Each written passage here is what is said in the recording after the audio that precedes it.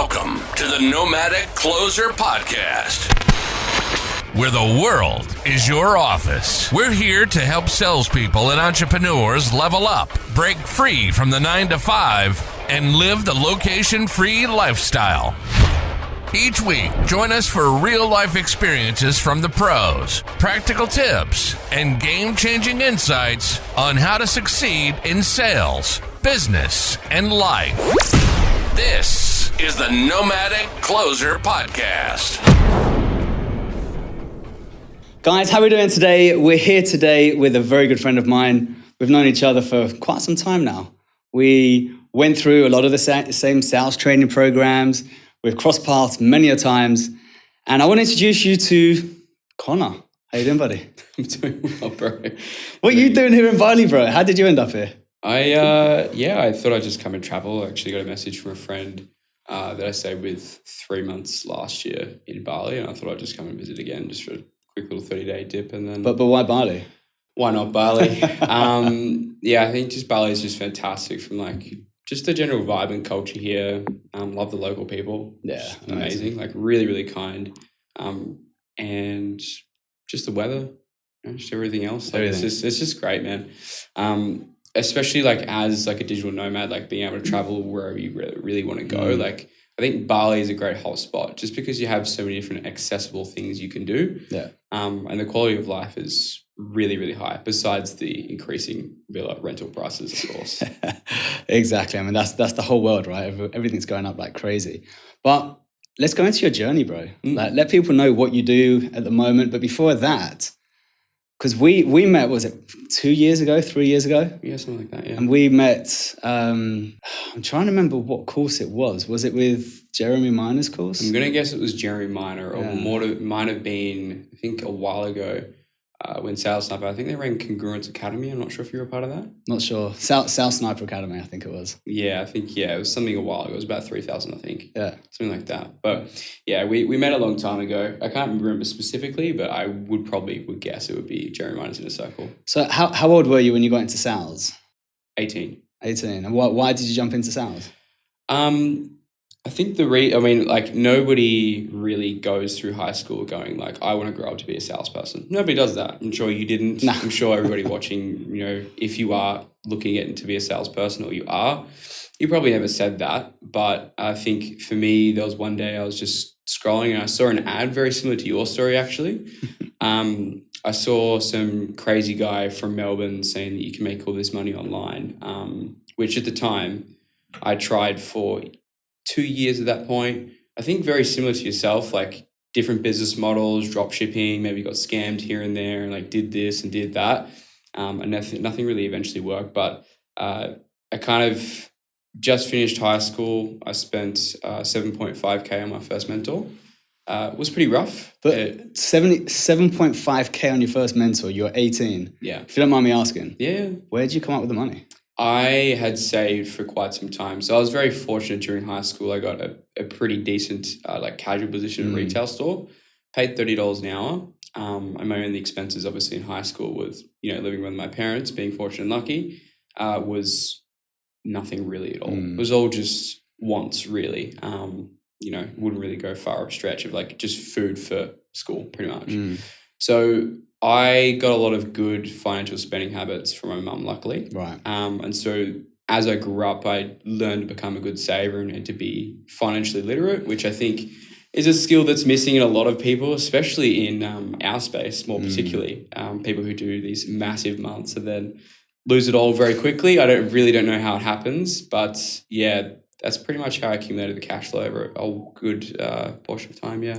But then for someone who's so good at saving, how did you get over that mindset of, okay, now I've got a bit of savings, I'm going to just spend it all on a coaching program? It was terrifying because, for 2 years, I tried to shortcut these different ways, like trying to really just get over that hump without having to invest in a mentor. I'm sure you may have gone through a similar process as most of our prospects do that we do sell to, where they have a limiting mindset of, I'll just spend the money when I get there. I'll just figure it out when I get there. I'll spend the money when I get it, when I make it. Yeah. But you can't really make it without the skills in the first place. And so to be honest with you, when I did invest in my first mentor, terribly nerve-wracking. He objection handled me for about 30 minutes. This young, naive, 18-year-old young man. And I'm so glad that he did. The training was awful, but if I didn't if I didn't do it, like, I wouldn't be doing what I do today. Like, not even close. I think that investment of mentor was really what changed me. Like, spending a high portion amount of money, because money is energy. You're committing something to that, and I think that is, information aside, mentorship aside, that's really what really helps people kick into gear. Like, you've spent the money, you feel the pain, and so you actually implement the strategies that you're given. Because the amount of free information that I've been given over the years that I've just not even touched is probably in the realms of hundreds of thousands of dollars worth of education. People just give me stuff, and I never really use it because I don't pay for it, unfortunately. But yeah. And that's an interesting one, because there's so much free information out there. There's so many people saying, yeah, I can learn this on YouTube. I can read a script and I know how to get a sale done. Yeah. But it's not true, is it? No, it's not. It's really not. Because, I think probably collectively over the last 4 years, I've probably spent about $140,000 on my own education training, $50,000 specifically on sales training alone, though. How about yourself? So I'm on 120,000. Yeah. 70,000 is on sales training. Savage. Yeah. Absolutely savage. Yeah. So you've done Jeremy Miners, you've done a bit of Matt stuff. What else have you done? Jeremy Miner, Matt, done Bill. Bill's savage. A few other mentors that people don't even know about. They're not even on the online space, but they're in sales. Cool. People that, we're doing door-to-door sales, face-to-face sales, hospitality sales. Like, there's so many different types of sales. Real estate.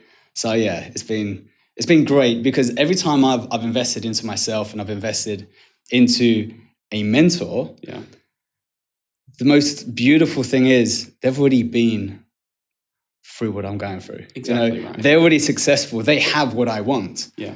And I think for a very long time, like when I had my restaurants, I was like, do you know what? I've got such a big ego here. I've got massive pride. I didn't want a mentor. I was like, I want to prove to everyone that I can do this without a mentor. Yeah. And it hurt. It's ego. It cost me a lot of money. It cost me headaches. It cost me relationships. I had midlife crisis. I broke down. Yeah. I went almost $120,000 in debt, right? Because of my ego and because I didn't want a mentor. So then I think that was my biggest lesson. I thought, okay, well, how can I stop making the same mistakes over and over again? Yeah. And I spoke to my uncle. And my uncle's like, Joel, he said, the reason why I am where I am and the reason why I am successful is because I've had great mentors.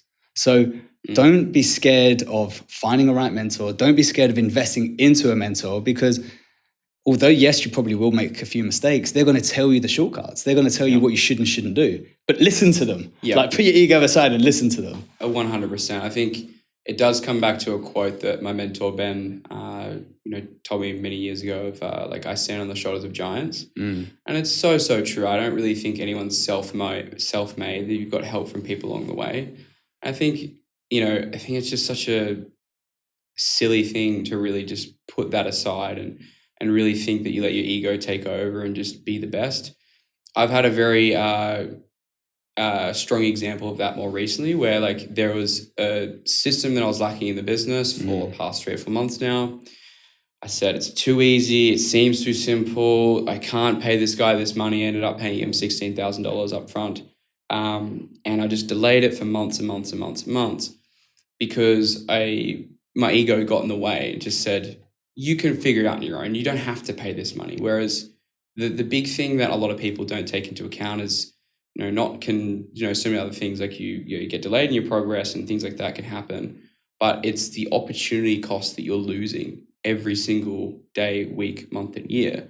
Like, could be 4 figures a month, 5 figures a month, could be 6 figures a year, or multi 6 figures a year that you're simply losing out on by not investing in a mentor, in my belief. So with the students that you have, when they're going through their first ever investment, right? Because I'm sure we have the same objections, but yes. Out of curiosity, what is the main objection you get from people that 18 to 35? Does it differ depending on the age, or is it generally the same? I think it's quite interesting. I'd probably say the two strongest ones that I get at the moment are number one from more younger people. I think there's a lot of youth that's shown when it comes to ego. You know, I literally had a gentleman the other day who was 18 years old, said everything looks great, but he wanted to figure it out on his own. Simply just said no, but he just would rather figure it out on his own. He had the funding, but he just decided there was no objection handling there. There was just, no, I don't want to do it simply. So that's usually a pretty strong one. And a lot of youth is shown there. And even if I think about, a couple of years ago, 4 years ago, I mean, I'm not sure what you remember like when you were 20, 19, 18, but a lot of ego comes with that. And I think the younger people that I see succeed the most and do extremely well is when they can put that ego to the side. I just interviewed a student that did 7K a month in 90 days. He's an 18-year-old university dropout in Australia. And same thing that I just spoke to you about before in my business. Didn't want to do it, didn't want to trust somebody, didn't want to invest in somebody, didn't want to work with a mentor because he thought that he could figure it out on his own. And he knew that couldn't be further from the truth, because now he's got such amazing results in such a short time frame. Because if you have someone like you or I who's actually experienced and has done this for a long time, which, to be honest with you, we've had conversations in the past, very few people have, that actually teach people how to get into high ticket sales. There's quite a few people out there that maybe sold for a couple months, 6 months, year, maybe if that. And they're now teaching people how to get into high ticket sales, and it's proven to be fairly unsuccessful. It's crazy because it gives people like us a bad reputation in the industry. Does. Yeah, it's crazy. You know, I actually spoke to a young gentleman on Tuesday, and he was like, "Oh, do you know what? I've already bought 2 different sales courses. They, all they did is they provided me with the script and told me how to kind of use some kind of framework." I was like, okay, but what else did they teach? Oh, that was it. Yeah. Okay, so when did you do any role plays? Didn't do any role plays. Did they go through each and every question and tell you why you're asking this, what you're trying to get? No, they just provided a framework. It's like, and did it work? Absolutely not. Of course it didn't work. No. There was no support. There was no accountability. And it's hard, But I think what we see as well, especially in our academy, is a lot of people come in and they just want to learn sales skills. Right? They think just by having the right sales skills will make them happy. But it's not true. We know that very, very, very well, considering that both of us collectively have invested a lot in our sales education training. And I'd say you and I both got caught in that trap, myself personally, absolutely, of spending more money on sales skills, but not having the skills to be able to find the right offers and opportunity to actually make the money and take advantage of those skills in the first place. Exactly. Without a doubt. So if you could go back and do something different, because, you're in a position now where you're inspiring so many other, young people or even people that already have sales skills, but you're there to help them succeed and help them see what they're doing right and wrong. But like, if you could go back 3 years, or even 5 years, what would you do differently to now? I would 100% focus more on my opportunity advancement skills rather than sales skills first. What does that mean? So I think obviously sales skills are very important, and that's led me to where I am today and got me in the position that I am in. However, I think that sales skill, in my opinion, is more of a multiplier, but you need to have the opportunity to take advantage of it. So by what I mean by like finding opportunities and things like that is there's what I call like the founder framework, right? And so instead of thinking like an employee or bringing a 9-to-5 mindset into a performance-based role, thinking more like a business owner and an entrepreneur and a founder and having that frame of lens. And really what it's broken down into is most businesses have these couple of things, which is fulfillment, marketing, sales, and did I say marketing? I think I did. Yeah. So primarily, like for example, fulfillment is obviously your sales skill, right? That's how you fulfill for your clients. That's how you make the money. Whether or not that's certain SOPs of like email farming SOPs, text SOPs, CRM builds, all that type of stuff. Having that as your internal system so that you can pick and take that up into any other business and use them to make more money. Long story short. The next thing would be marketing, right? We know how the high ticket sales space has very far progressed in the past 12 months.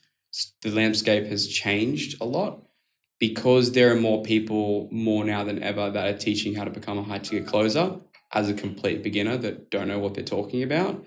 That brings in more inflow of people who basically make competition even higher. Yeah. And it's happened over the years and years. And so marketing, in essence, as a function of the business, is personal branding. What content are you posting? Who are you networking with? What relationships are you building? Because without the relationships and the networking, you're just not going to land the roles that you want. And I think there was a study done by LinkedIn where 3,000 businesses were surveyed.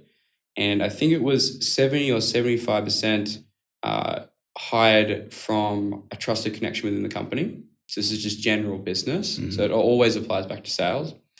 But the most desirable companies, it was 95%.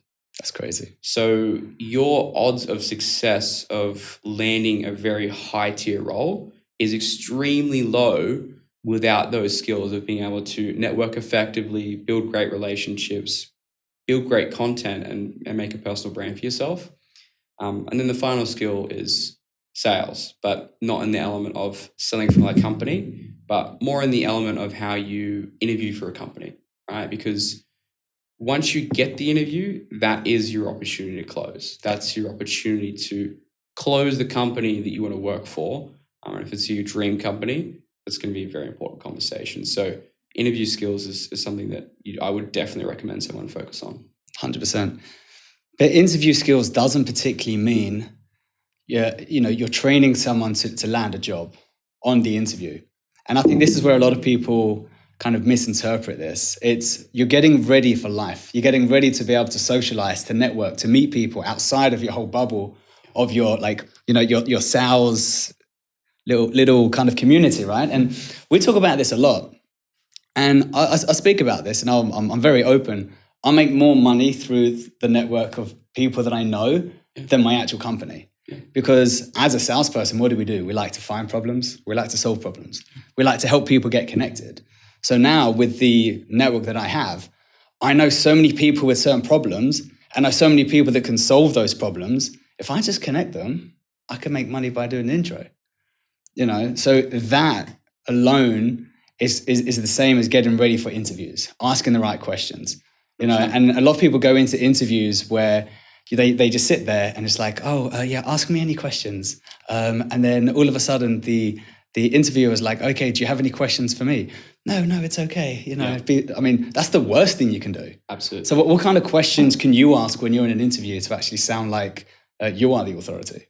Absolutely. I think there's a huge, very clear point of difference between what the marketers teach, is what I like to call them. Because you could call them gurus, but you could count your eyes gurus. I don't like to be labeled with that name, but some people do.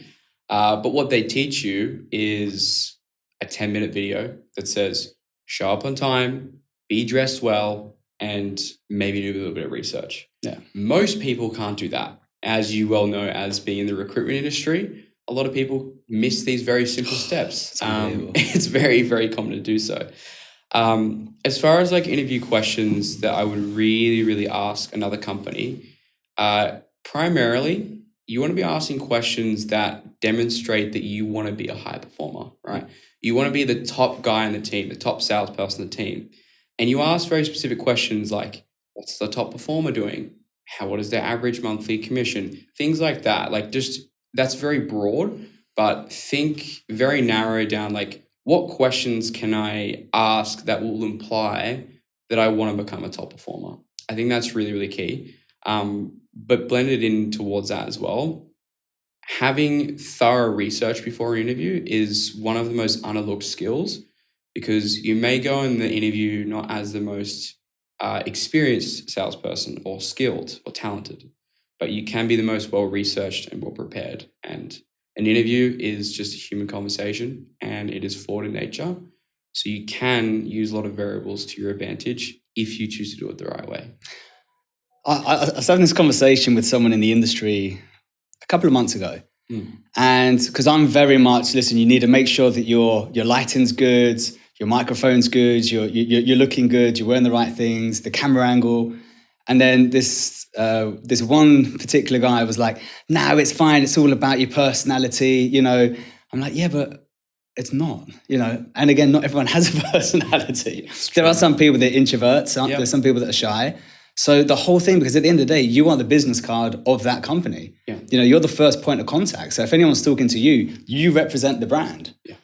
So that's why it's so important to look the part, but also know how to act the part as well.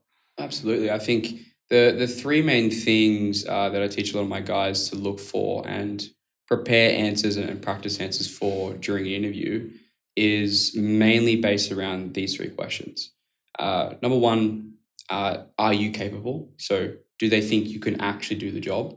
Number two, do they think you will do the job? So can they trust you to do the job? And then finally, it would be, do they want you to do the job, right? So that's more of a culture fit type thing. And all the questions like, what are your strengths? What are your weaknesses? What's your, tell me more about yourself. A lot of these questions can be perceived as just normal questions that you can't prepare for.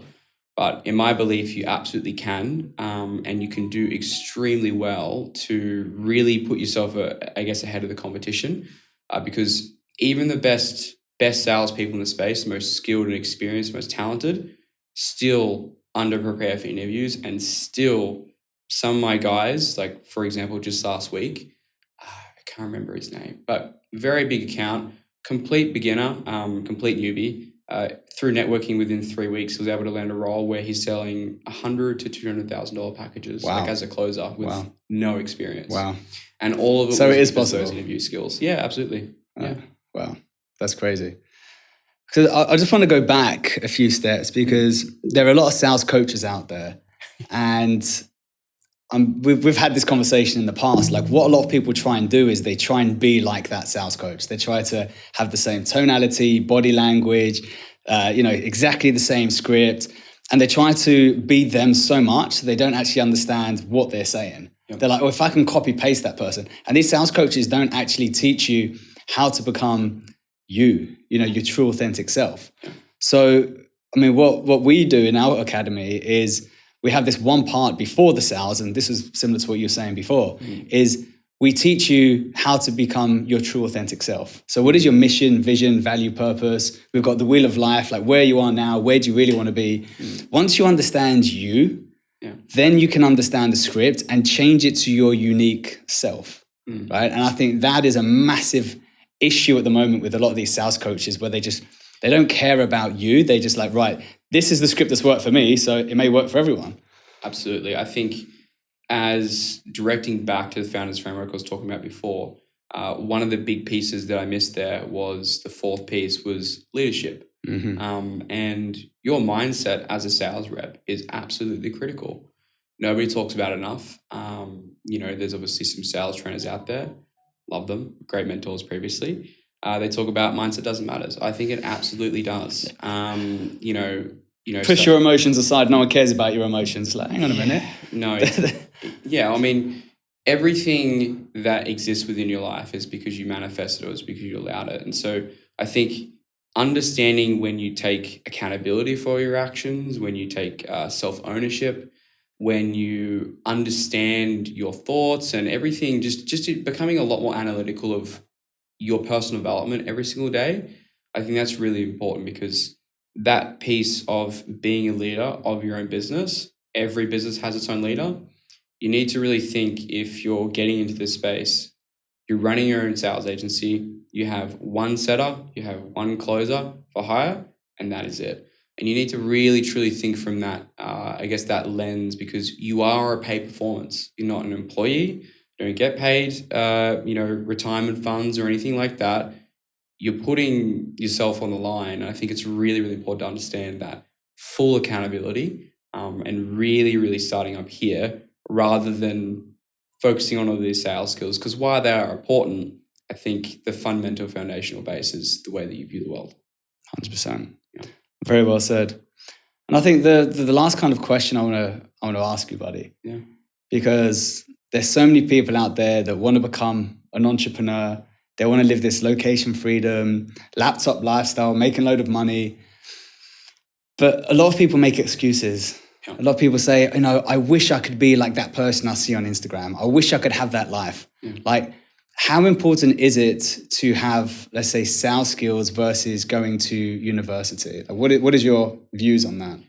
I think it's critical because more and more, because at the moment I'm 22, so I'm turning 23 next week. And every single year, every single month, I have friends from high school that finish university. And what are the main things they always run into? I'm struggling to find a job. No one will hire me. Job market's down, economy's down, right? Everything's all happening at the moment. The problem is they don't have monetizable skills that can get them to get paid. And the big thing is, what I find more often than not at universities is they don't teach you the skills that actually make you money and the skills that business owners care about, because they don't necessarily care about theoretical knowledge and thesis and all that type of stuff. It's more about the granular skills they really care about and how can you add value to the business. I think sales is a skill in itself. I have this conversation quite regularly with many of my friends, but they always ask me, like, what would happen if your training business were to go to zero? And I said, no problem. I'll always make $25,000 to $30,000 a month, non-negotiable. I have all the skills that I need. I know that I can make a business a lot of money. It's always a skill that you can fall back on, whether it's the online education industry. It doesn't matter what industry, to be frank with you. As long as you can add value to a business and you can make the money, you will always get rewarded for doing that. And I think sales is just the number one skill that cannot be taken away from you. Government can take away your bank accounts, all your assets, everything. If you're left with your skills, especially skills that can make other people money, you're never going to have to worry about money again. 100%. Brother, thank you so much. It's a pleasure. So nice to see you again. Likewise, bro. Likewise. Anyway, well, what we'll do is, guys, tune in. There's going to be some really interesting things I'm going to be posting into the description. So make sure you go into the description and give it a check out. See you later. Peace. Bye for now.